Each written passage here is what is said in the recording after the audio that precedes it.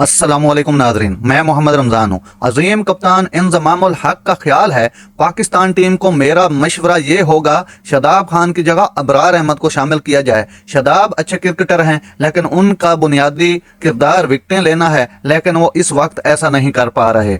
پاکستان کے لیجنڈ کپتان انضمام الحق کا خیال ہے کہ سپنر ابرار احمد کو شاداب خان کی جگہ قومی ٹیم میں شامل کرنا چاہیے۔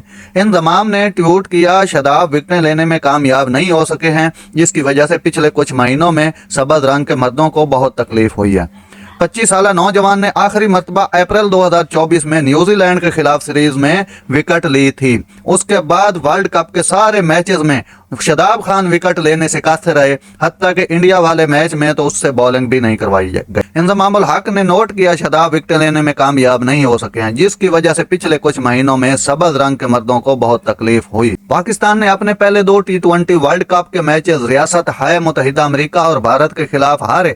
اس سے پہلے کہ وہ کینیڈا اور آئرلینڈ کو شکست دینے کے لیے ریباؤنڈ کر سکے، اگرچہ انہوں نے وہ 2 گیمز جیتے، لیکن یہ انہیں سپر 8 تک پہنچانے کے لیے کافی نہیں۔ انضمام الحق نے بہت ہی زبردست مشورے دیے اور تجزیہ کیا۔ ٹیم کے حوالے سے پاکستان کی سپن بہت ہی کمزور رہی اس بار، تو اس کی وجہ سے پاکستان کو کافی نقصان ہوا۔ ناظرین، میرے چینل کو سبسکرائب کر لیں۔ اللہ حافظ۔